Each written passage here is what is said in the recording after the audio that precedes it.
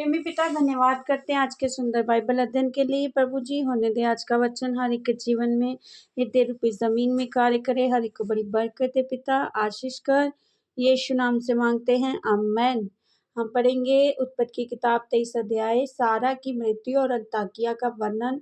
सारा 127 वर्ष की अवस्था को पहुंची और जब सारा की आयु इतनी हुई तब वह किर्तबा में मर गई। ये कनान देश में है और हरबोन भी कहलाता है। इसलिए अब्राम सारा के लिए रोने पीटने को वहां गया। तब अब्राम शव के पास से उठकर हित्तियों से कहने लगा, मैं तुम्हारे बीच अतिथि और परदेसी हूँ। मुझे अपने मध्य में कब्रिस्तान के लिए ऐसी भूमि दो जो मेरी निज की ही हो जाए, कि मैं अपने मृतक को गाड़ कर अपनी आँख की ओट करूं। हित्तियों ने अब्राम से कहा, हे हमारे प्रभु, हमारी सुन, तू तो हमारे बीच में बड़ा प्रधान है। हमारी कब्रों में से जिसको तू चाहे उसमें अपने मृतक को गाड़। हम में से कोई भी तुझे अपनी कब्र लेने से ना रोकेगा, कि तू अपने मृतक को उसमें गाड़ने ना पाए।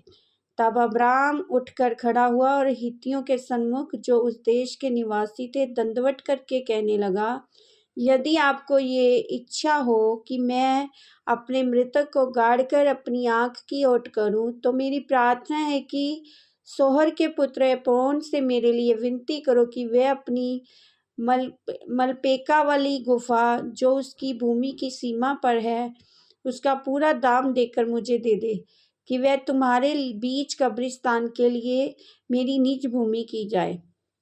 एप्रोन तो हित्तियों के बीच वहां बैठा हुआ था, इसलिए जितने हित्ती उसके नगर के फाटक से होकर भीतर जाते थे, उन सबों के सामने उसने अब्राम को उत्तर दिया, हे मेरे प्रभु, ऐसा नहीं, मेरी सुन, वे भूमि मैं तुझे देता हूँ और उसमें जो गुफा है वह भी मैं तुझे देता हूँ। अपने जाति भाइयों के सम्मुख में उसे तुझको दिए देता हूँ। अत अपने मृतक को कब्र में रख। तब अब्राम ने उस देश के निवासियों के सामने दंडवत किया और उनके सुनते हुए एप्रोन ने कहा, यदि तू ऐसा चाहे तो मेरी सुन, इस भूमि का जो दाम हो वह मैं देना चाहता हूँ और उसे मुझसे ले ले, तब मैं अपने मृतक को वहाँ गाड़ूंगा। एप्रोन ने अब्राम को ये उत्तर दिया, हे मेरे प्रभु, मेरी बात सुन, उस भूमि का दाम तो 400 शेकल रुपा है, पर मेरे और तेरे बीच में ये क्या है, अपने मृतक को कब्र में रख। अब्राम ने एप्रोन को मानकर उसको अपना रुपा तोल दिया, जितना उसने हित्तियों के सुनते हुए कहा था, अर्थात 400 शेकेल, जो व्यापारियों में चलते थे।